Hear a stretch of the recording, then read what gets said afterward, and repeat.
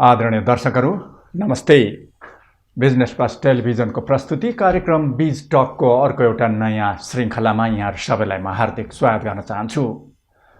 आजको बिज टकमा हामीले कुराकानीका लागि आमन्त्रण गरेका छौँ नेपालका उद्योगी व्यवसायहरूको सबैभन्दा जेठो संस्था नेपाल च्याम्बर अफ कमर्समा केही समय अगाडि मात्रै अध्यक्षको जिम्मेवारी सम्हाल्नुभएका उद्योगी व्यवसायी राजेन्द्र मल्ललाई। दर्शकहरू, गत वर्षको अन्त्यमा जुन देशमा कोरोनाको कहर बढ्यो त्यति बेला लकडाउन लगाइयो र देशको आर्थिक सामाजिक क्षेत्रमा यो अवस्थाले निकै ठुलो धक्का दिएको थियो। लाखौँ मानिसहरू कोरोनाको सङ्क्रमणमा पर्नुभयो, हजारौँले ज्यान गुमाउनु भयो र अर्थतन्त्रमा ठुलो प्रभाव भयो। धेरै मानिसहरूको जीवनयापन निकै कठिन हुन पुगेको थियो र पछि कोरोना सङ्क्रमण केही कम भएर कोरोनाको खोप समेतको सुरुवात भएपछि फेरि अर्थतन्त्रले गति लिन थालेको थियो। तर अहिले फेरि दोस्रो चरणको यो कोरोनाको कहर सुरु भएको छ। यसमा थुप्रै मानिसहरू दिनहुँ सङ्क्रमित हुन थाल्नु भएको छ। सङ्क्रमितको सङ्ख्या दैनिक रूपमै 6000 को हाराहारीमा पुग्न थालेको छ। मृत्यु हुनेको सङ्ख्या पनि यही रूपमा बढेको छ। नेपालको अर्थतन्त्रमा पनि यसको ठुलो धक्का पुग्न गएको छ। सरकारले कोरोना सङ्क्रमण बढ्दै गएपछि यही वैशाख 16 गतेदेखि राजधानी लगायतका देशका केही जिल्लाहरूमा निषेध आज्ञा जारी गरेको छ। कोरोना सङ्क्रमण बढ्दै गएपछि सरकारको स्वास्थ्य तथा जनसङ्ख्या मन्त्रालयले सरकारले धान्नै नसक्ने गरी कोरोना सङ्क्रमण बढिरहेको भनेको छ। यसबाट झन् स्थिति भयावह हुने स्थिति देखिन्छ। यसमा ठुलो प्रभावित हुने देखिन्छ। उद्योग व्यवसायहरू बन्द हुन थालेका छन्। केही सीमित रूपमा आंशिक रूपमा चलेका छन्। त्यहाँ पनि खास गरी दैनिक रूपमा ज्यालादारी गरेर खानेहरूको जीवनयापन कठिन हुँदै गएको छ। उद्योगी व्यवसायहरू कठिन अवस्थाबाट गुज्रिन बाध्य हुनु परेको छ। र आजको यो कुराकानीमा हामी कोरोनाको यो दोस्रो लहरले उद्योग व्यवसायमा परेको समस्या, जुन कामदारहरू हुनुहुन्छ उहाँको समस्या, सरकारको भूमिका, सरकारले अहिले लागू गर्न खोजेका निर्णयहरूबाट परेको प्रभाव लगायतका बारेमा कुराकानी गर्नेछौँ। आउनुहोस्, नेपाल च्याम्बर अफ कमर्सका अध्यक्ष राजेन्द्र मल्लज्यूलाई कार्यक्रममा स्वागत गर्दै आजको कुराकानी सुरु गरौँ। अध्यक्षज्यू, कार्यक्रममा हार्दिक स्वागत छ। हस्, धन्यवाद। अब कुराकानी सुरु गरौँ। मल्लज्यू, हजुर भन्नुहोस् न। स्थिति निकै चुनौतीपूर्ण छ होइन? अहिले अब यसो हेर्दा हरेक पक्षलाई अहिलेको स्थिति चुनौतीपूर्ण देखिन्छ। यतातिर सङ्क्रमण बढिरहेका छ, त्यसबाट सर्वसाधारण लगायतहरू सबै प्रभावित हुनुहुन्छ र केहीको ज्यान गएको छ। र सरकारको यो अवस्थालाई जुन सम्बोधन गर्न सक्ने क्षमता त्यति देखेको छैन। मन्त्रालयले नै यसबाट उसको भनाइबाट पुष्टि हुन्छ। के भन्नुहुन्छ? उद्योग व्यवसायको क्षेत्रका चुनौतीबारे के भन्नुहुन्छ? अब हाम्रो देशमा गत वर्ष चैत्र 11 गते भनौँ न गएको हजुर लकडाउन सुरु भयो। लकडाउन सुरु भयो। त्यसले गर्दाखेरि चाहिँ हाम्रो यो देशको चाहिँ झन नराम्रोसँग क्षति भयो होइन। हुन त यो विश्वभरि नै यो कोरोनाले चाहिँ चेतविचेत पुर्याएको अवस्था छ। तर विशेष गरी यो हाम्रो जस्तो सानो अर्थतन्त्र भएको मुलुकलाई चाहिँ यसले चाहिँ नकारात्मक किसिमले प्रभाव पारेको छ। यसले झन् हामीलाई चाहिँ एउटा भनौँ न एउटा जुन किसिमको हाम्रो मुलुकको एउटा सोचाइ, आम जनताको विचार, यो मुलुकलाई कसरी समृद्ध र सम्पन्न बनाउने भन्ने किसिमका विकासका कार्यहरूदेखि उद्योग व्यवसायदेखि होइन सम्पूर्ण क्षेत्रमा यसले चाहिँ एउटा नराम्रो असर पारेको छ। र यसले चाहिँ हाम्रो थुप्रै दाजुभाइ दिदीबहिनीहरूको पनि ज्यान लिएको अवस्था छ र आर्थिक रूपमा पनि हामी निकै पछाडि परेका छौँ। र यसको लागि अहिले जुन किसिमको यो भनौँ न यो 1 वर्षको झन्डै यो 3 हप्ता अगाडि करिब केही उद्योग व्यवसाय होइन चलायमान पूर्ण रूपमा पुरानो लयमा त थिएन। झन्डै 75-80% चाहिँ सञ्चालनमा आइसकेको थियो। यो पर्यटन क्षेत्र बाहेक हजुर हजुर भन्दाखेरि फेरि यो चाहिँ जुन किसिमको एउटा दोस्रो लहर यहाँ हाम्रो देशमा कोरोनाको थपियो, त्यसले गर्दाखेरि हामी फेरि चाहिँ एउटा ठुलो चाहिँ संहारमा फँसेका छौँ, परेका छौँ र यो जटिल अवस्थामा हामीले यो मुलुकलाई कसरी बढाउने र कसरी चाहिँ एउटा काम कारबाही चलाउने भन्ने कुराको लागि हामी आम चाहिँ नेपाली दाजुभाइ दिदीबहिनीहरू व्यवसाय होस् या चाहिँ सरकार हरेक तह तब्काले एउटा अनुशासित भएर चाहिँ स्वास्थ्यको मापदण्ड जुन नेपाल सरकारले WHO ले तोकेको छ त्यसलाई चाहिँ अक्षरशः पालन गरेर हामी जानुपर्दछ र यसको साथसाथै हामीले चाहिँ अहिले हाम्रो मुलुकमा पनि एउटा चाहिँ खोप सुचारू भइसकेको छ भनेदेखि यसलाई अलिकति खोपलाई पनि व्यापकतामा लिएर जानुपर्छ भन्ने मलाई लाग्छ।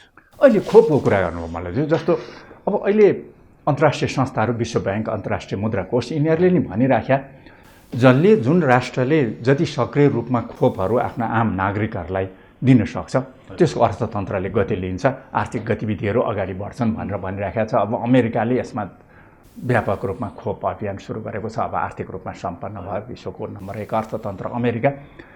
नेपालमा तपाईहरुले नि खोप अभियानलाई अगाडि बढाउनु पर्यो भनेर सुझाव दिनुभएको छ र खोप चाहिँ अहिले सुस्त भइराखेको छ। सुस्त भइराखेको छ। केही यो कम्पनीहरूले खोप आपूर्ति गर्ने भनेर प्रस्ताव गरे पनि सरकारले त्यसलाई निर्णय गर्न सकेका छैन। यो ढिलाइले प्रभाव पर्छ नि हैन धेरैतिर।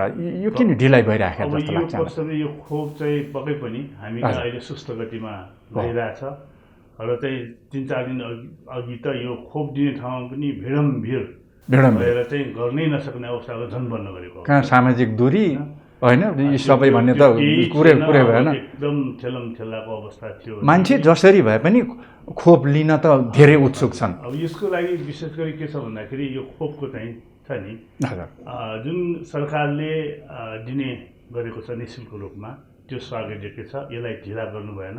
यसलाई चाहिँ सुचारू रूपमा छिटो र सजिलो रूपमा लगिनु पर्यो।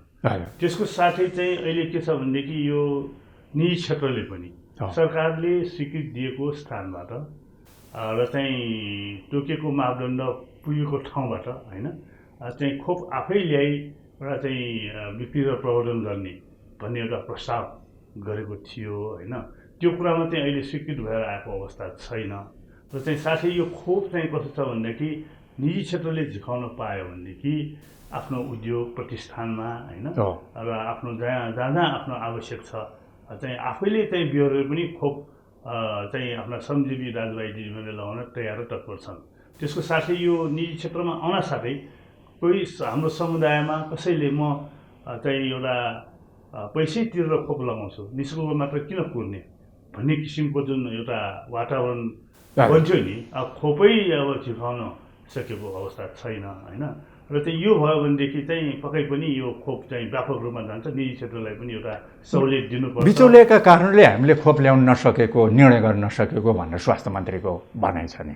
त्यो भन्ने कुरा हामी के को बिचौलियाको कुरा हुन्छ? यो सरकारले मापदण्ड यसो ठाउँबाट ल्याउने भनेर तोकिदिने त्यसमा चाहिँ जो सक्छ हैन यो अहिलेको सबैभन्दा ठुलो प्राथमिकता खोप पक्कै पनि अहिले ल्याउनु पर्यो। कुनै पनि हालतमा चाहिँ यो खोपलाई व्यापक रूपमा लिएर जानु पर्यो सरकार र निजी क्षेत्र दुवै भएर हैन।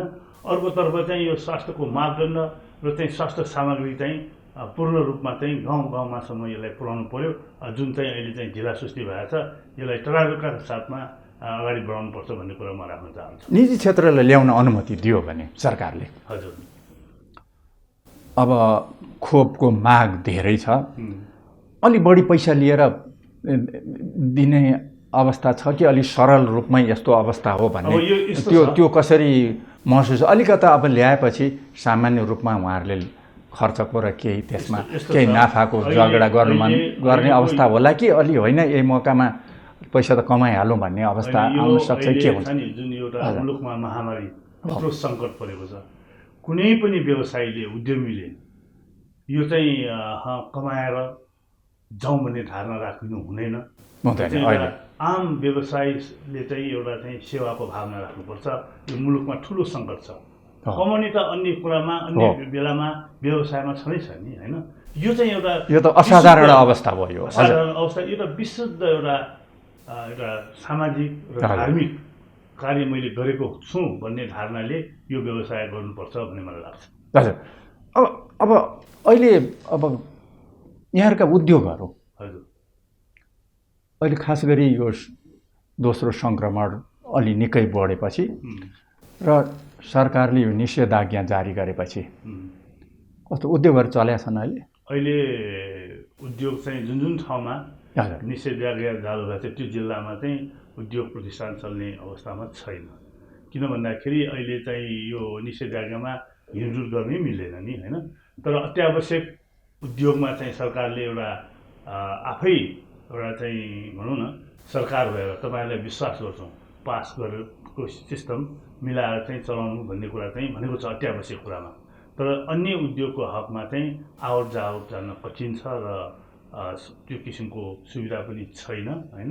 र चाहिँ अब इभेन यो खोपमा त नभएकै कारणले सरकारले भने तापनि विशेष गरी म ससाना हाम्रा चाहिँ खुद्रा व्यवसायीहरूको कुरा राखौँ, उहाँहरूले पनि एउटा सरकारले तोकेको समयमा यति बजेदेखि यति बजेसम्म चाहिँ खाद्यान्न कुराहरू बिक्री वितरण गर्ने भन्ने तोकिएको छ नि, त्यो ठाउँमा पनि मान्छे पुग्न सकेको अवस्था छैन कि। कस्तो छ भने कुनै एउटा व्यवसायीको त्यो खुद्रा व्यवसायीको पसल छ असलमा बस्छ कुपुण्डलमा, हजुर फेरि कुपुण्डलमा चाहिँ पसल छ बस्छ किर्तिपुरमा भनेको आवत जावतको चाहिँ यो व्यवस्था मिलेको छैन।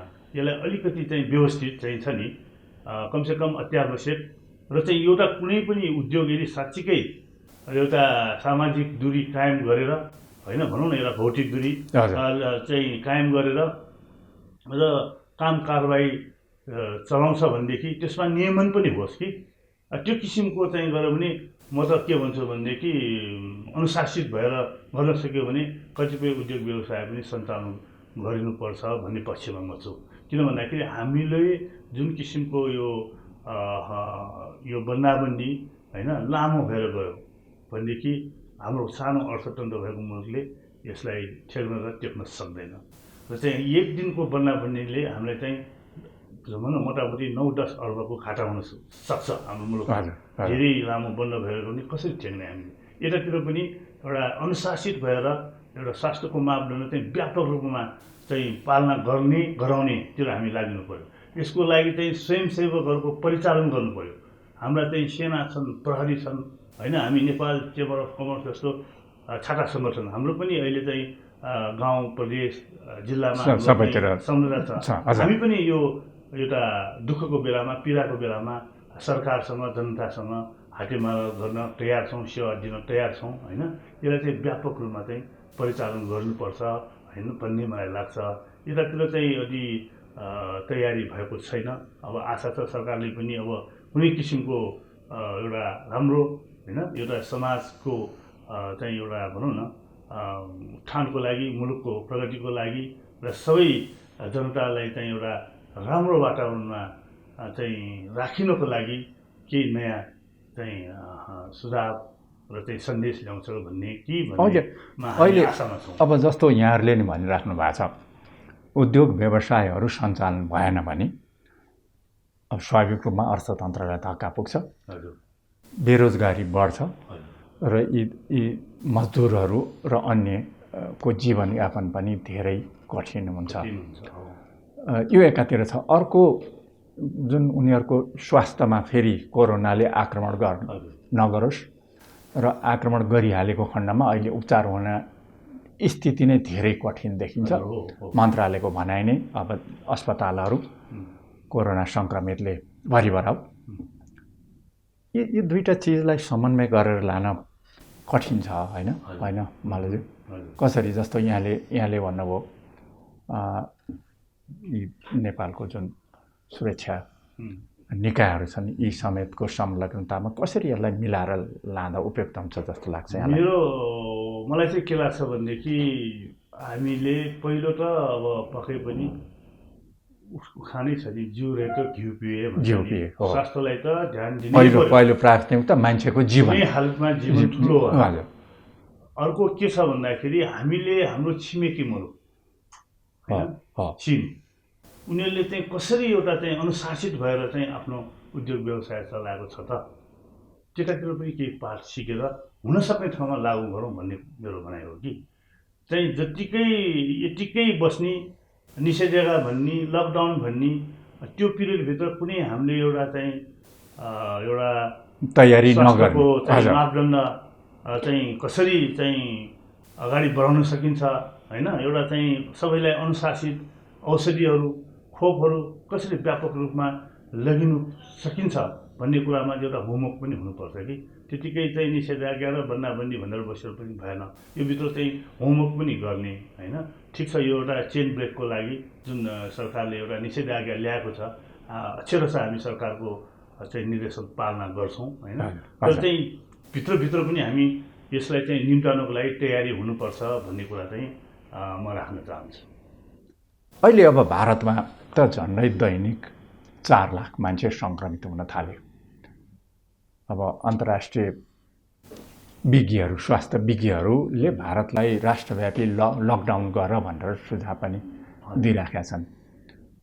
त्यसको असर भारतमा फैलिएको सङ्क्रमणको असर त अब विश्वव्यापी रूपमा पर्ने भनेर सोझै विश्लेषण गरेको छ। अब नेपालको त धेरै आर्थिक कारोबार भारतसँग हुने हिसाबले त्यसको प्रभाव हामी कहाँ अवश्य पर्छ होइन मालेजी? पर्छ होइन, परिसक्यो। एउटा सङ्क्रमणको डर हेर्ने भने झन्डै 228% वृद्धि भएको अवस्था छ हाम्रो मुलुकमा र चाहिँ यो प्रतिशतको हिसाबले लेखाजोखा हेऱ्यो भने भारतभन्दा हामी कहाँ सङ्क्रमण दर स्वास्थ्यमा पर्ने छँदैछ, अर्थतन्त्रमा पनि सोझै रूपमा उद्योग व्यवसायमा स्वास्थ्यमा परेको इम्प्याक्टको कुरा गर्दैछु। त्यसरी चाहिँ वारवार हामी कहाँ बढिरहेको अवस्था छ कि जब हाम्रो मुलुक रोगी बन्यो अर्थतन्त्र त शाखा भइहाल्छ। एउटा रोगी मुलुकले कसरी अर्थतन्त्र बलियो बनाउने होइन र यसको लागि चाहिँ हामीले एउटा जसरी भए पनि जति सक्दो छिटो अहिले चाहिँ तपाईँको व्यवस्थित रूपमा हामी अगाडि बढ्नु पर्यो। अहिले चाहिँ हस्पिटलमा यो भ्यालीमा पनि ठाउँ छैन, बेड छैन, अक्सिजनको अभाव छ है। अब यो हाम्रो बाहिर पश्चिमतिर त अक्सिजन नै नभएर मृत्यु भएको समाचारै आइसकेको छ भन्दाखेरि अहिले चाहिँ हाम्रो यो रोगसँग अहिले चाहिँ एउटा जुझ्नको लागि भिड्नको लागि तुरुन्तै अहिले अत्यावश्यक चाहिँ अक्सिजनको चाहिँ खाँचो भइसक्यो। पहिला रोगसँग जुझ्नु पर्यो अनि भोकसँग जुझ्नु पर्यो। अनि त्यसको साथै अहिले छ नि एउटा औषधि यो रेमडेसिभिर भन्ने औषधि छ यो उपचारको लागि, त्यसको पनि सर्टेज रहेछ कि यो चाहिँ अक्सिजनको सिलिन्डर त अब तपाईँको कस्तो रहेछ भने पहिला त्यति साह्रो नचाहिने हस्पिटललाई चाहिँ एउटा भनौँ न पुस सेल जस्तो गर्दो रहेछ उद्योगीले। अहिले चाहिँ स्वाटै मार्केटमा सर्च हुँदाखेरि यो सिलिन्डरहरू पनि जोसँग छ उसले चाहिँ तपाईँको आफै कहाँ राख्ने लुकाउने चाहिँ गरेको छ। यसो गरिनु हुँदैन। अहिले चाहिँ यस्तो मुलुकमा सङ्कट परेको छ भने आफूसँग भएको पनि एउटा छिमेकमा मुलुकमा पर्दाखेरि झिकेर दिनुपर्छ, यस्तो नहोस्। यो सिलिन्डर पनि अहिले हाम्रो अपुग छ र चाहिँ भर्खरै पनि मैले चेम्बरको तर्फबाट नेपाल सरकारलाई चाहिँ एउटा सुझाव पत्र पनि पठाएको छु कि यो सिलिन्डर चाहिँ अब भारतबाट ल्याउनु त सम्भव छैन, किनभने त्यहाँ नै ठुलो महामारी छ भनेदेखि चीनबाट चाहिँ हामी सिलिन्डर झिकाउन सकिन्छ। तुरुन्तै एउटा G2G-बाट सरकार र सरकार बिचको समन्वय गरेर चाहिँ अक्सिजन ग्यास सिलिन्डर चाहिँ तत्कालै झिकाउनु पर्यो भनेर मैले चेम्बरको तर्फबाट पत्राचारै गरिसकेका छु। अहिले जस्तो पहिलो लकडाउनमा जुन अहिले यहाँले उल्लेख गर्नुभयो 2076 साल जुन चैत 11 गते लकडाउन सुरु भयो, केही काल लकडाउन रह्यो, केही महिना। त्यस अवधिमा आपूर्ति व्यवस्था चाहिँ त्यति खलबलिएन। त्यसमा अब व्यवसायहरूको सहयोग, सरकारको प्रयास, यी दुईटै मिलेको देखियो। तर अहिले भारतमा धेरै अब हाम्रो खाद्यान्न लगायतका धेरै वस्तुहरू भारतबाटै आयात भइराख्ने स्थिति, केही अन्य राष्ट्रहरूबाट आयात भए तापनि भारतीय बन्दरगाहको प्रयोग गर्ने स्थितिले आपूर्ति व्यवस्था हुन त सरकारले विभिन्न कमिटी बनाएको छ, अनुगमन गर्ने भनेको छ, तैपनि माल सामान आउनु पर्यो र आपूर्ति व्यवस्थामा खलल पुर्याउला कि भन्ने एउटा आशंका छ। र अर्को बजार भाउ बढ्न थालेको भन्ने प्रत्यक्ष रूपमा भोग्नेहरूले बताइरहेका छन्। आपूर्ति व्यवस्था कस्तो होला मलाई चाहिँ? आपूर्तिको विषयमा चाहिँ के छ भनेदेखि यो खाद्यान्न चाहिँ सामग्रीहरू छ नि, हजुर, तपाईँको चाहिँ हामी कहाँ यो रिटेलर जुन दोकान छ, ठाउँमा छ, टोलमा छ होइन, देशको कुना काप्चामा छ, उहाँहरूसँग चाहिँ करिब 1 महिना जतिलाई पुग्ने रिटेलरहरूसँग स्टक छ र चाहिँ त्यस्तै गरी होलसेलर उद्योगपतिसँग चाहिँ अर्को 1 महिनाले पुग्ने हामीसँग चाहिँ स्टक छ। यो कुरा चाहिँ आज पछाडि अस्ति हामीले उद्योग मन्त्रीज्यूसँग बसेर यस्तो किसिमको हामीसँग स्टक छ र चाहिँ अब पछिको दिनमा चाहिनेको लागि चाहिँ जुन ठाउँबाट आयात हुन्छ त्यो ठाउँमा चाहिँ एउटा आउने वातावरण चाहिँ सरकारले निर्माण गर्नुपर्छ, गरिरहेको हुन्छ। त्यसमा कुनै किसिमको मलाई जहाँसम्म लाग्छ खाद्यान्न यस्तो कुरामा चाहिँ समस्या आउँदैन होइन यो चाहिँ बजारमा। तर अहिलेको समस्या भनेको कोभिडको लागि चाहिने औषधि र चाहिँ अक्सिजन ग्यास सिलिन्डरको चाहिँ आजै भोलि नै चाहिने भइसक्यो। यसको लागि चाहिँ तत्कालै हामी अगाडि बढ्नुपर्छ र चाहिँ यो अन्य कुरामा चाहिँ हामी सहजीकरण गरेर सरकारसँग चाहिँ भनौँ न, सरकारले जुन बेला चाह्यो हामी उपस्थित भएर राय सल्लाह सुझाव र सेवा दिनेछौँ भन्ने कुरा हामी बैठक पनि गरिरहेका छौँ। अरू कुरामा चाहिँ त्यति समस्या नआउला जस्तो मलाई लाग्छ।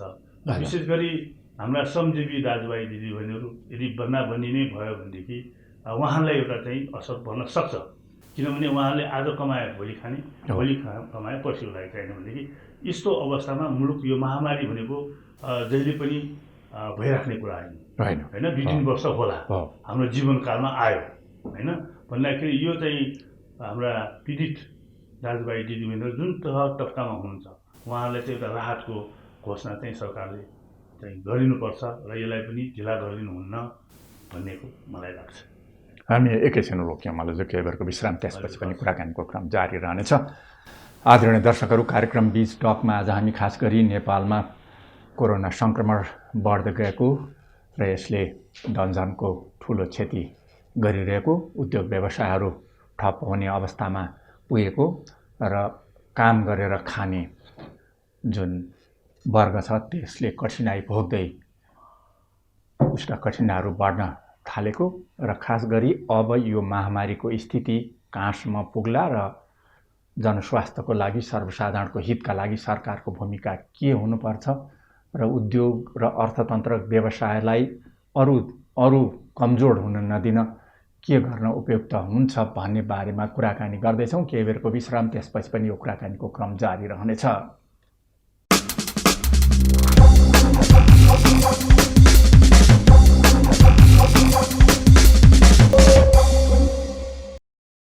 फेरि पनि स्वागत छ आदरणीय दर्शकहरू, कार्यक्रम बीज टकमा। आज हामीले कुराकानीका लागि आमन्त्रण गरेका छौँ नेपाल चेम्बर अफ कमर्सका अध्यक्ष राजेन्द्र मल्लज्यूलाई। मल्लज्यू, फेरि पनि स्वागत छ। जस्तो अहिले सरकारले पछिल्लो पटक भनेको उद्योगीहरू, व्यवसायीहरूले जहाँ उद्योग छ त्यही नै बस्ने खाने बन्दोबस्त गरेर उद्योग व्यवसाय सञ्चालन गर्न चाहनुहुन्छ भने त्यसलाई अनुमति दिने भनेर भनाइ आइराखेको छ। यो सम्भव छ? यस्तो अब मलाई लाग्छ मोटामोटी 90% भन्दा बेसी उद्योग त्यहाँ बस्ने र त्यही ठाउँमा बस्ने, त्यही ठाउँमा काम गर्ने वातावरण हुँदैन। कुनै न कुनै ठाउँबाट उहाँहरू चाहिँ आउने, कि त्यही नजिकैमा आफ्नो डेरा या घर हुन्छ होइन। र अहिलेको हकमा जुन सरकारले ल्याएको कुरा छ नि, त्यसमा पक्कै पनि हाम्रो उद्योग चाहिँ भनौँ न आधा आधीमा हुन्छ कि 25%मा हुन्छ कि होइन, चाहिँ एउटा नजिकैको चाहिँ भनौँ न हाम्रा श्रमिक दाजुभाइहरूलाई भित्राएर ल्याएर गर्न सकिन्छ। यो किसिमको एउटा स्वास्थ्यको प्रोटोकल राखेर होइन मिल्यो भने यो गर्नु उचित हो, राम्रो हो। यसमा चाहिँ सरकारले एउटा चाहिँ फेसिलिट उद्योग व्यवसायले गरिनुपर्छ भन्ने कुरा म राख्न चाहन्छु। यदि अब गर्ने भन्यो बाटोमा आउँदाखेरि समातियो भने त भएन नि, हिँडेर आएर त सम्भव हुनेन। या कुनै एउटा उहाँहरू बसमा आउनु पर्यो या कुनै भनौँ न अब गाडी या मोटरसाइकल कुनैमा आउनु पर्यो। त्यसमा चाहिँ यो किसिमको एउटा पासको सुविधा पनि हुनु पर्यो। त्यो विषयमा हामी छलफल गरौँला सरकारसँग होइन। यो भर्खरै निषेधाज्ञाको कुरा आयो होइन, 2-3 दिन भयो। अब यसलाई चाहिँ कसरी मोडालिटीमा लाने होइन, मुलुकलाई पनि अब एउटा घडीको सुई ठ्याक्क बन्द भएको जस्तो बन्द गरेर राख्नु पनि भएन।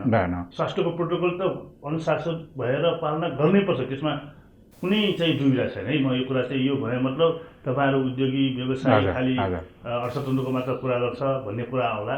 मेरो भनाइ के छ भने स्वास्थ्यलाई पहिलो प्राथमिकता दिनै पर्यो। त्यसपछि हुने ठाउँमा हामीले 10-20% गरेर हुन्छ कि जति गरेर हुन्छ यो मुलुकलाई पनि सेवा र टेवा हुने, श्रमिक दाजुभाइलाई पनि केही रेमुनेसन होइन यसो ज्याला पाउने तलब पाउने भयो भने सकेसम्म हामी मिलाएर सरकारसँग सहकार्य गरेर चाहिँ हुन सक्ने र सम्भव भएको ठाउँमा उद्योग व्यवसाय परिचालनको लागि हामी सहकार्य गर्नेछौँ। अहिले जस्तो उद्योगी व्यवसायका आफ्नै समस्या छन् एक थरीका, अब कामदारहरूका आफ्नै समस्या छन्। कामदारहरूको समस्या आज अघि यहाँले उल्लेख गर्नुभयो, दैनिक कमाएर खाने, महिनामा तलब ल्याएर खाने, उनीहरूले त्यो वञ्चित भयो भने त बिहान बेलुका खान नै नपाउने एउटा अवस्था एकातिर छ भने जस्तो तपाईँहरू उद्योगी व्यवसायहरू अब गत वर्ष जुन लकडाउन भयो त्यसको ठुलो धक्का छँदैछ। त्यति बेलासम्म अब कामदारहरू पनि आफ्नो केही बचत केही अन्य स्रोतको जोहो गर्ने अवस्था थियो होला र व्यवसायको पनि त्यही थियो होला, तर त्यो जोहो गर्ने क्षमता त्यो स्ट्रेन्थ पनि अब अहिले दोस्रोमा छैन, दुइटैको छैन अहिले। यसमा खास गरी अब तपाईँहरू उद्योग व्यवसायमा काम गर्नेहरू, मजदुरहरू, कामदारहरू, उहाँहरूलाई कमसेकम बाँच्न सक्ने अवस्था बनाउन के प्रयास गर्ने तर्फ हुनुहुन्छ मल्लज्यू? यसमा यस्तो छ, अब हामी हाम्रा श्रमिक दाजुभाइ दिदीबहिनी र उद्योग भनेको एउटा रथको दुई पाङ्ग्रा, हजुर, एक पाङ्ग्राले चल्नै सक्दैन होइन। हामीले चाहिँ के छ भन्दाखेरि हामीले सक्ने हुन्छ, सबैलाई त्यस्तो नहुन सक्छ। विशेष गरी एसएमइजहरूको सेक्टरमा गयो भनेदेखि हाम्रो मुलुकमा 80-82% एसएमइजहरू छन् होइन, साना संसारमै यो क्षेत्र नै महत्त्वपूर्ण हो। उहाँहरू आफै मालिक आफै श्रमिक हजुर होइन, त्यो पाटो त बाँकी नै छ। र चाहिँ हुनेले सक्नेले हाम्रो उद्योग प्रतिष्ठानमा हामी के गर्छौँ भने यस्तो पीडाको बेलामा उहाँलाई केही एडभान्सको रूपमा पनि हामी छ नि सक्नेले म आह्वान पनि गर्छु। र चाहिँ मेरो आफ्नो चलेको उद्योगमा चाहिँ विशेष गरी उद्योगतिर कुरा गर्दैछु म भनेदेखि मेरो आफ्नो सेक्टरमा चाहिँ म केही उहाँहरूलाई चाहिँ एउटा एडभान्स पनि दिन सकिन्छ होइन। हुनेले र सक्नेले त्यो गरौँ, यो दुःख अवस्थामा चाहिँ एउटा सेवाको भावनाले काम गरौँ भन्ने कुरा राख्न चाहन्छु। र अन्य हकमा जसले सक्दैन छँदै छैन भनेदेखि यसको लागि चाहिँ पक्कै पनि सरकार भनेको हाम्रो मुलुकको अभिभावक हो र सरकारले एउटा अभिभावकत्व ग्रहण गरेर पीडित जनसाधारण समुदायलाई एउटा राहतको प्याकेज दिएर सहुलियत दिनुपर्छ। यो जनता भएपछि, यहाँको नागरिक भएपछि एउटा खानु लाउनु त पाउनु पऱ्यो नि। यो किसिमको चाहिँ किसिमको एउटा प्याकेज सरकारबाट छिटै नै घोषणा हुनुपर्छ भन्ने मलाई लाग्छ। यो लम्बिएर गयो भने अब अन्य राष्ट्रहरूमा राहत प्याकेजको घोषणा भयो, यहाँ राहत प्याकेजको घोषणा त्यस्तो खासै आएन। केही ब्याजलाई पछि धकेल्ने अथवा पुनर्कर्जा कोषहरू जस्ता यी कार्यक्रमहरू मात्रै भए। पुनर्कर्जा कोष र चाहिँ एउटा स्टिमुलस प्याकेज यो ल्याएको उद्योग क्षेत्रमा हो। विगतमा पनि नगरेको होइन, कतिपय ठाउँमा स्थानीय पालिकाले, कतिपय ठाउँमा सरकारले पनि एउटा राहत खाना त वितरण गरेको छ नि। गरेको कुराले चाहिँ सरकारलाई हामी धन्यवाद दिनुपर्छ होइन, सराहना गर्नुपर्छ। मेरो भनाइ के छ भने यो फेरि लम्बियो भनेदेखि यो आउने दोस्रो लहरको लागि चाहिँ पनि हामी सरकारलाई चाहिँ आग्रह गर्न चाहन्छौँ कि ढिलै नगरिकन एउटा तयारीका साथ एउटा चाहिँ पीडित वर्गलाई चाहिँ एउटा सेवाको भावनाले कसरी ल्याउन सकिन्छ भन्ने कुरा तत्कालै एउटा घोषणा हुनुपर्छ भन्ने कुरा म राख्न चाहन्छु। यसमा अब प्रदेश सरकार, स्थानीय निकायहरूको विशेष भूमिका हुनुपर्छ। जस्तो अब अहिले उद्योगी व्यवसायहरूलाई ब्याज पछि बुझाउने सहुलियत दियो, पुनर्कर्जाको सुविधा पनि आयो। यद्यपि यहाँहरूको भनाइअनुसार त्यो कोषको रकम बढाउन जरुरी छ भनेर यहाँहरू भनिराख्नु भएको छ। अब आषाढमा आषाढसम्म त फेरि ब्याज तिर्नु बेला हुन्छ। अहिले दिएको सहुलियत आषाढसम्म हो र पुरानै समस्या फेरि अहिले दोस्रो लहरको समस्या, अहिले उद्योग बन्द भएको समस्याले उद्योगी व्यवसायहरू आषाढसम्म पुग्दा उद्योगी व्यवसायहरूको अवस्था कस्तो होला? यहाँहरू के सोचिराख्नु भएको छ? कस्तो छलफल विश्लेषण छ? अब यसमा यस्तो छ, जसले सक्छ, जसको चाहिँ चलायमान छ, अहिले पनि त खाद्यान्न औषधिजन्य होइन कतिपय उद्योगहरू त चलायमान छ नि, उहाँले त ढिलासुस्ती गर्नु भएन। हजुर, दिनै पर्यो, जे छ सरकारले टाइमली दिनुपर्ने चाहिँ राजस्व बुझाउनु पर्यो।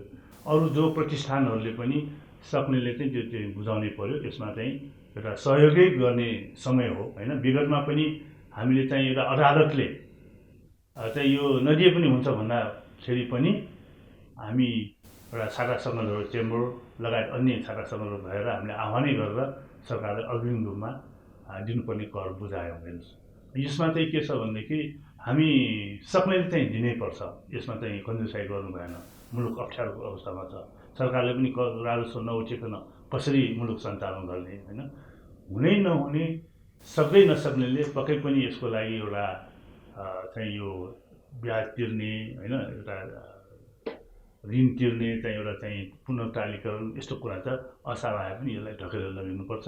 र चाहिँ जुन किसिमको सरकारले यो चालु आर्थिक वर्ष अझ पनि झन् मोटामोटी 1 महिना बाँकी छ नि होइन, स्टिमुलस प्याकेज पनि जुन 50 अरबको ल्याइएको थियो, त्यो कागजी झन्झटिलो र चाहिँ तल्ला एसएमइजहरूले त्यस्तो किसिमको न उहाँहरूसँग ब्यालेन्स सिट बन्नु सक्नु, न सिए हुनु, न एकाउन्टेन्ट हुनु। मैले भने नि आफै मजदुर आफै मालिक होइन, त्यस्तो ठाउँमा चाहिँ यो अहिले पनि यो जुन स्टिमुलस प्याकेज चाहिँ पुगेको अवस्था छैन।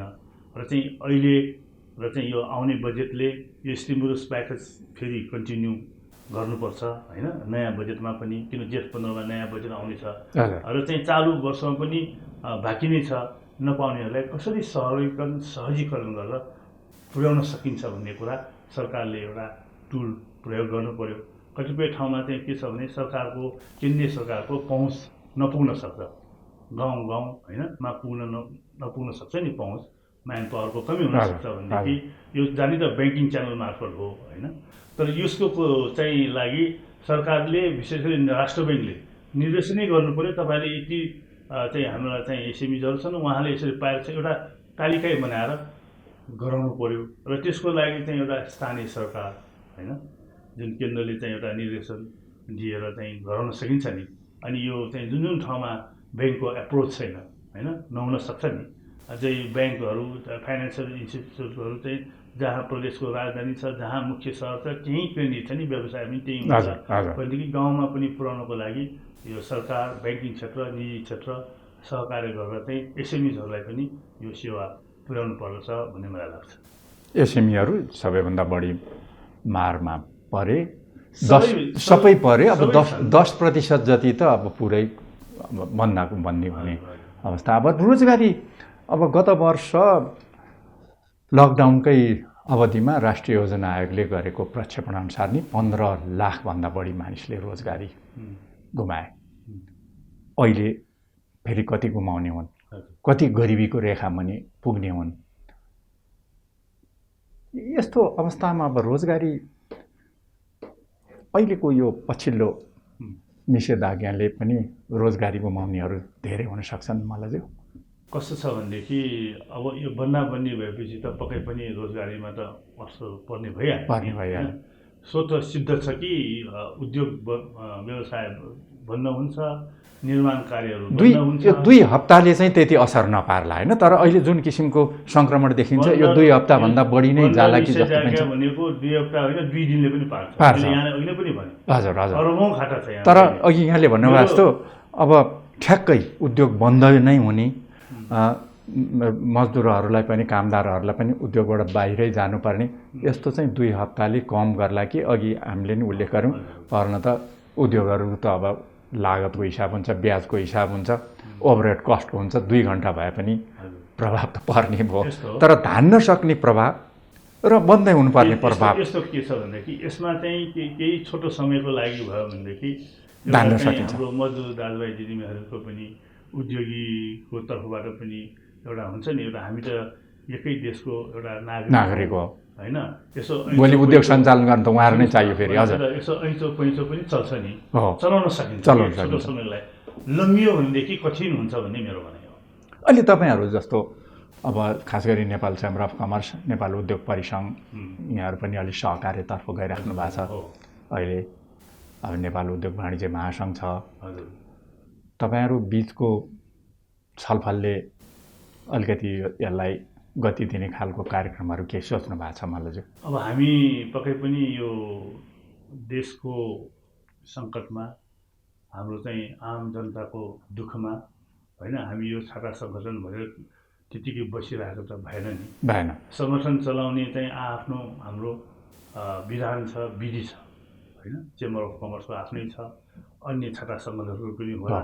तर यो मुलुकलाई परेको एउटा चाहिँ महामारीमा, दुःखको बेलामा हामी चाहिँ यो छाता सङ्गठनहरू, विशेष गरी नेपाल चेम्बर अफ कमर्स, तपाईँले भने जस्तो उद्योग वाणिज्य महासङ्घ, सिएनआई लगायत हामी एकै ठाउँमा बसेर मुलुकको हितको लागि, उन्नतिको लागि, प्रगतिको लागि चाहिँ हामी सहकार्य गर्नेछौँ।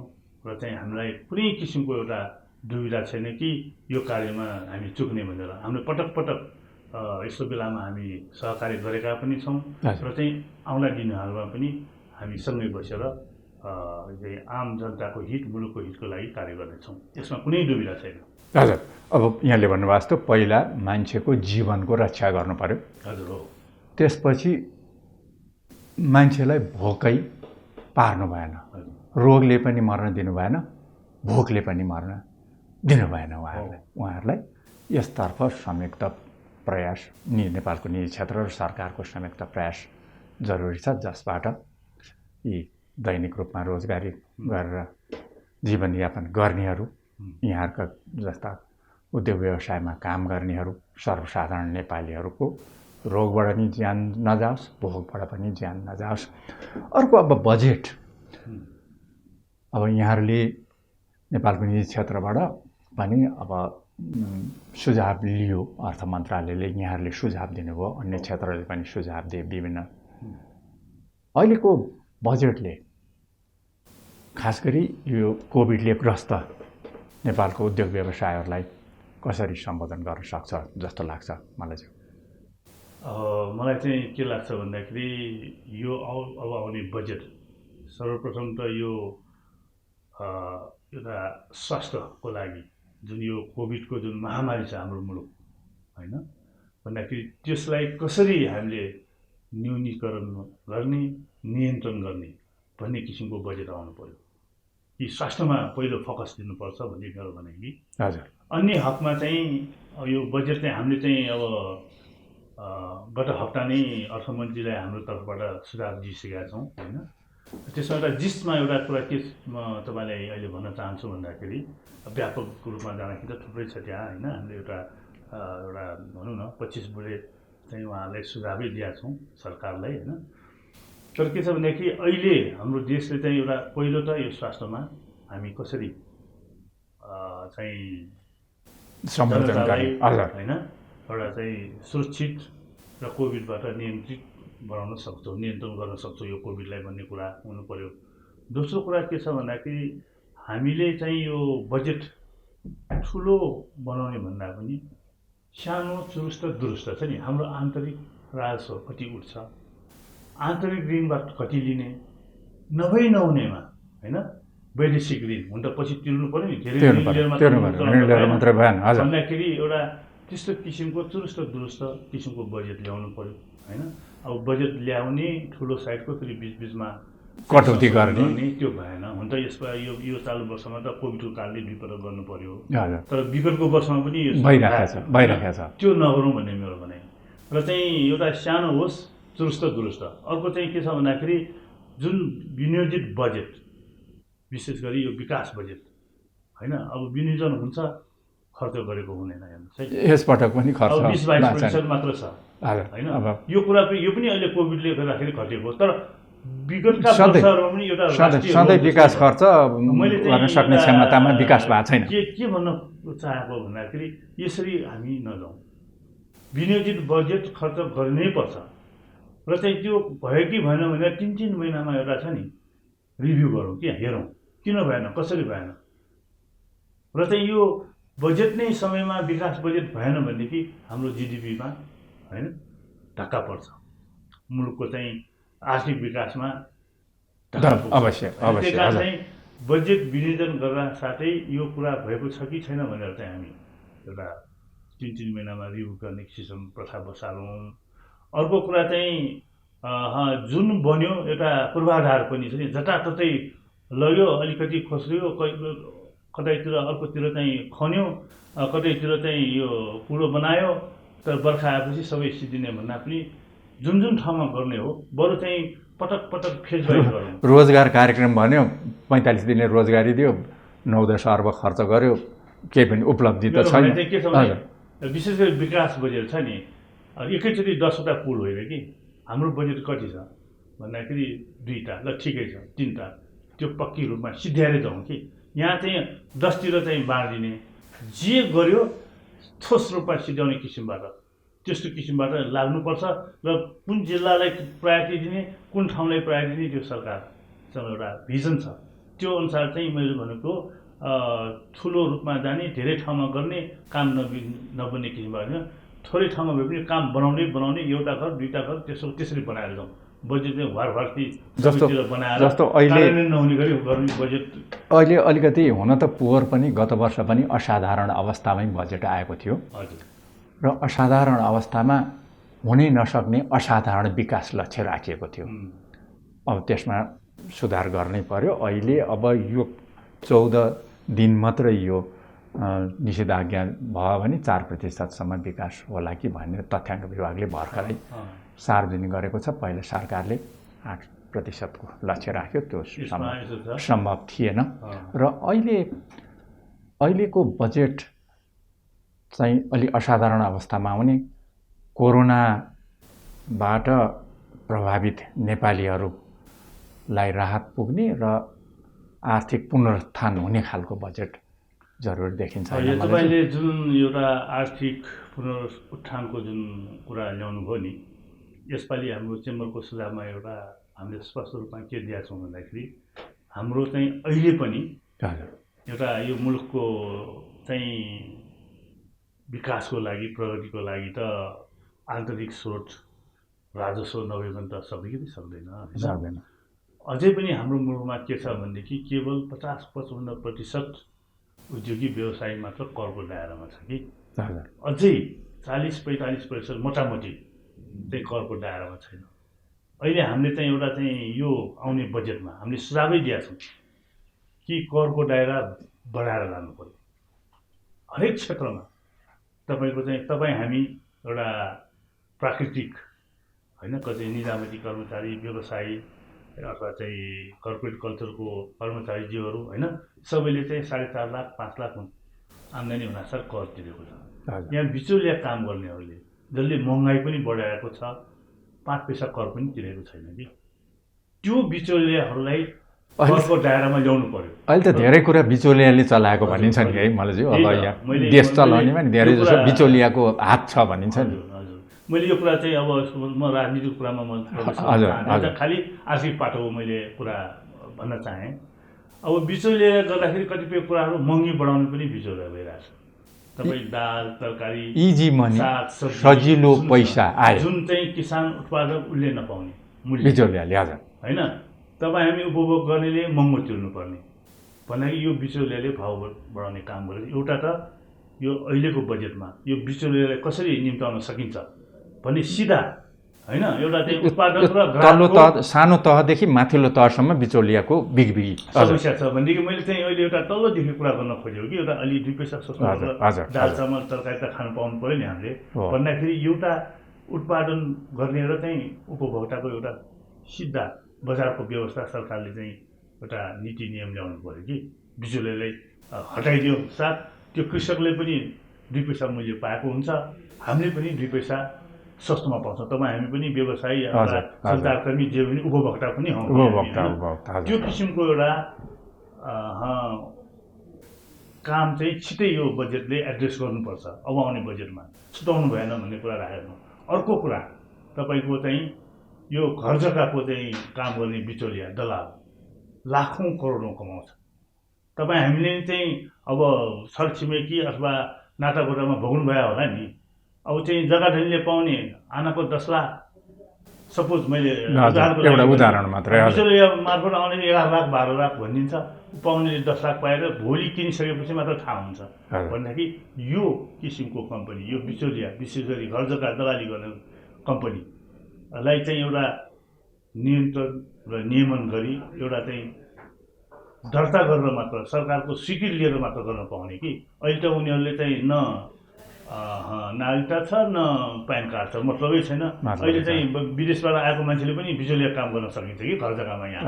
भन्दाखेरि यो किसिमको नियन्त्रणलाई जसरी सेयर बजार कारोबारमा एउटा चाहिँ ब्रोकरले लाइसेन्स लिएर काम गर्नुपर्छ नि, यो घर जग्गा कारोबार गर्नेलाई पनि लाइसेन्स लिएर मात्र गर्न पाउने, अन्य व्यक्तिले गर्न नपाउने, व्यक्तिले गर्न नपाउने। तपाईँले यो बजेटमा एड्रेस गरेर ल्याए। हाम्रो चेम्बरको एउटा स्ट्रङ एउटा सुझावमा यो गएको छ, यो कार्यान्वयन गर्यो भने अरबौँ राजस्व नेपालमा वृद्धि हुन्छ। हजुर, एउटा मलाई चाहिँ अब अन्त्यतिर छौँ हामी। जस्तो अब अहिले जुन ब्याङ्कहरूको ऋणको कुरो छ, अब ब्याङ्कहरू पनि अब डिपोजिटरको पैसा त्यसको उचित व्यवस्थापन गर्नु ब्याङ्कको जिम्मेवारी हो। अब आषाढ पुगेपछि पुरानो समेत खप्टिएर व्यवसायहरूले ब्याज तिर्नुपर्ने अवस्था आउँदैछ र एउटा व्यवसायीहरूले तिर्न नसक्ने अवस्थामा ब्याङ्कले दिने दबाब अथवा व्यवसायीहरूले तिर्न नसकेर ब्याङ्कहरू पनि उनीहरूको जुन ब्याड डेप्टहरू बढेर जाने स्थितिले अलिकता वित्तीय क्षेत्रमा अलिकति एउटा खलल ल्याउला कि भन्ने आशंका छ। त्यस्तो यहाँहरूको विश्लेषण छ मलाई चाहिँ। पक्कै पनि यो कस्तो छ भनेदेखि अहिलेको उसमा धेरै लम्बिएर गयो भनेदेखि व्यवसायीले एउटा ब्याजै तिर्न सकेन होइन, यो किसिमको अवस्था आयो भनेदेखि ब्याङ्क पनि लामो समयसम्म है, यो 5 महिना 6 महिना वर्ष दिन 2 वर्ष गरेर ब्याङ्कलाई त्यति असर पर्दैन है, वर्षौँ गए मात्र हो। भयो भने हाम्रो यो आर्थिक छ नि चेनै भत्किन सक्छ। हामी चाहिँ एउटा प्रार्थना गरौँ कि आशा गरौँ यो अवस्था चाहिँ नहोस्, यो भने त धेरै नै खराब हुन्छ यो। हजुर, नहोस्, हामीले भने नि प्रार्थनै गरौँ भनेर, यसो चाहिँ नहोस्। तर साँच्चीकै त्यस्तो किसिमको ठुलो चाहिँ इम्प्याक्ट परेर गयो भनौँ न, अलि लम्बियो भनेदेखि अब व्यवसायीसँग त छँदै छैन त, उद्योगै चल्दैन, कहाँबाट दिने होइन। जुनसुकै कुरामा भएपछि दिन त दिनै पर्छ, तिर्नै पर्छ। यो चाहिँ सङ्कटको बेलाको मात्र कुरा गर्दैछु। त्यो भयो भनेदेखि एउटा सरकारले आफ्नो जमानीमा होइन उद्योग व्यवसायको एउटा संरक्षकको नाताले होइन, हामी चाहिँ यो केही समय चाहिँ तपाईँहरूले धैर्य गर्नु पऱ्यो भन्ने कुरा चाहिँ ब्याङ्कहरूलाई आश्वस्त पारिदिनुपर्छ राष्ट्र ब्याङ्क मार्फत। धेरै नै मुस्किल भयो भने हामी जस्तो एउटा लिस्ट डेभलपको कन्ट्रीको लागि होइन, एउटा चाहिँ मैले भने नि धेरै ठाउँमा ऋण लिएर मुलुक चलाउनु हुँदैन भन्दैछु। तर चाहिँ त्यस्तो यस्तो ठुलो सङ्कट पऱ्यो भनेदेखि वर्ल्ड ब्याङ्क जस्तो संस्था छ, तिनीहरूले पनि IMF जस्तो संस्था छ, एडिबी छ भन्दाखेरि यस्तो दुःखद घडीमा हामी जस्तो एउटा एलडिसी कन्ट्रीलाई केही चाहिँ सहयोग ऋण चाहिँ दिन्छ भन्ने मलाई ब्याङ्कलाई पनि अप्ठ्यारो पार्नु भएन, व्यवसायीलाई पनि कालो सूचीमा राख्ने जस्तो यी चिजहरूले होइन। यो कालो सूची त अब तपाईँको देशै चलेको छैन भने त्यो राखेर पनि केही मतलब भएन। यो राखिनुहुन्न, यसको लागि सरकारले एउटा संरक्षकको काम गर्नु पर्यो, अभिभावकको काम गर्नु पर्यो, व्यवसायीको लागि पनि ब्याङ्कको लागि पनि होइन।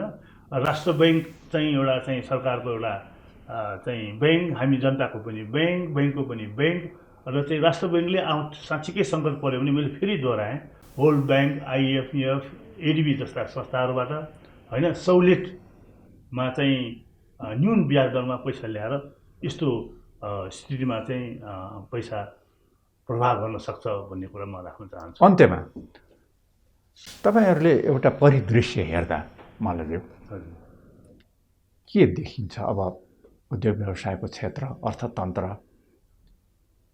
अहिले राजनीति पनि अन्यलपूर्ण स्थितिमै देखिन्छ।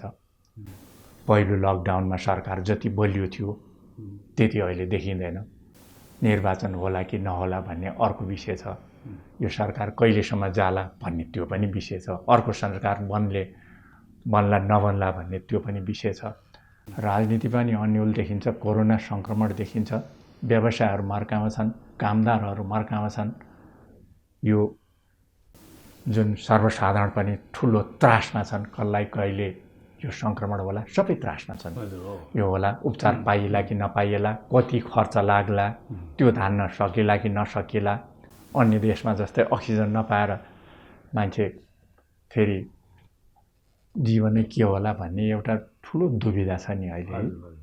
यस्तो छ, अब हामी आशावादी त हुनु पर्यो, पक्कै पनि हामी हरेक कुरामा आशावादी हुनु पर्यो होइन। हजुर। तर के छ भने हामीलाई चाहिँ यो सरकार परिवर्तन हुने नहुनेमा हामीलाई त्यति चाहिँ हुन त सरकार छ, म अर्को किसिमबाट तपाईँलाई भन्छु कि हामीले गर्ने सेवा कर राजस्व जुनसुकै सरकार आए पनि हामीले आफ्नो गर्ने काम कर्तव्य पालना गर्नै पर्छ, नागरिकको हैसियतले गरिरहेका पनि छौँ।